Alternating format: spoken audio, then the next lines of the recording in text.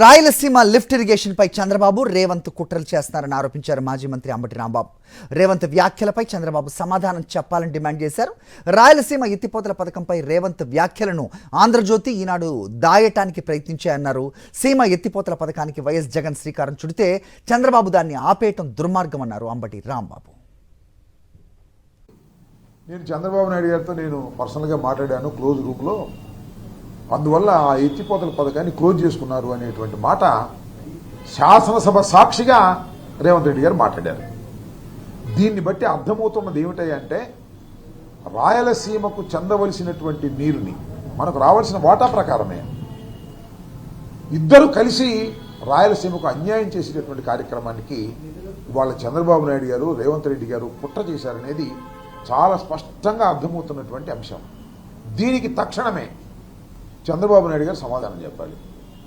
రేవంత్ రెడ్డి గారు శాసనసభలో అంత పెద్ద వ్యాఖ్యలు చేస్తే అది పెద్ద వార్త అయితే ఈనాడు ఆంధ్రప్రదేశ్లో కనపడదు, ఎక్కడా కనపడదు. ఎందుకంటే కప్పిపుచ్చుకునేటటువంటి ప్రయత్నం చేస్తున్నారు ఈ కుట్రలో భాగస్వాములైనటువంటి తెలుగుదేశానికి సంబంధించిన పత్రికలు కూడా.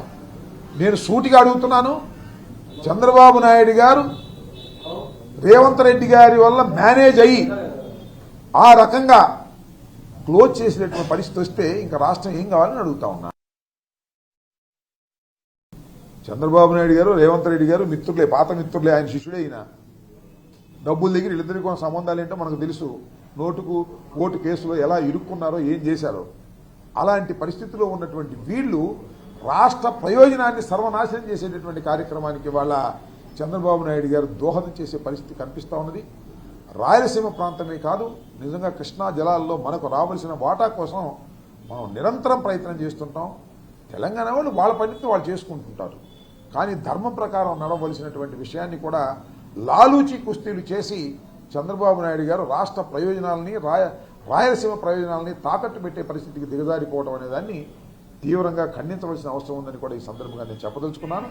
ముఖ్యంగా చంద్రబాబు నాయుడు గారు దీనికి తక్షణమే సమాధానం చెప్పాలి.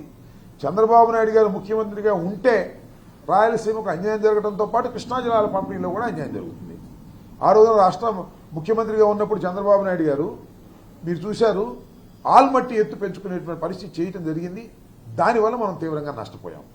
ఇవాళ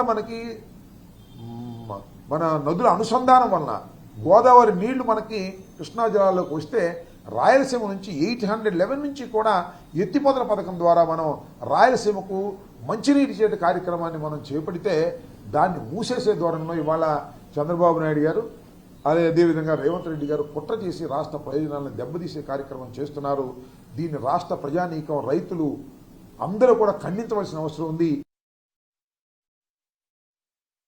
రేవంత్ రెడ్డి మీద గౌరవం లేదు, లాలూచి కుస్తీ వాళ్ళిద్దరూ ఒకటే. కాంగ్రెస్లో చేర్చింది కూడా చంద్రబాబు నాయుడు గారే. ఇవాళకి వాళ్ళిద్దరూ బ్రహ్మాండంగా మాట్లాడుకుంటూ ఉంటారు. ఆ మధ్యన మీకు గుర్తుందో లేదో, రేవంత్ రెడ్డి గారు చంద్రబాబు నాయుడు గారు ఒక మీటింగ్ పెట్టారు. విభజన చట్టంలో ఉన్నటువంటి మన సమస్యలన్నీ తీర్చడం కోసమని. దాని ఇంతవరకు తేలిందా? ఒక కమిటీ వేశారు, 3 నెలల్లో తెలుస్తామన్నారు. తేల్చారా? తేల్చింది ఇది. మన రాష్ట్ర ప్రయోజనాల కోసం ఏర్పాటు చేయబడినటువంటి ఎత్తిపోతల పథకాన్ని క్లోజ్ చేసేటటువంటి తీసుకెళ్లారు. ఈ విధంగా దుర్మార్గంగా చేస్తారు. ఇక తిరుపతిలో కూడా వాటా ఇస్తారు, ఆశ్చర్యమేం లేదు. ఏదైనా చేస్తారు. తోడు దొంగలు వీళ్ళిద్దరు కూడా రాష్ట్రాన్ని సర్వనాశనం చేసే కార్యక్రమంలో నిమగ్నమై ఉన్నాడు చంద్రబాబు నాయుడు గారిని చెప్పడంలో నేను ఏ విధంగానూ సందేహపడ్డాను.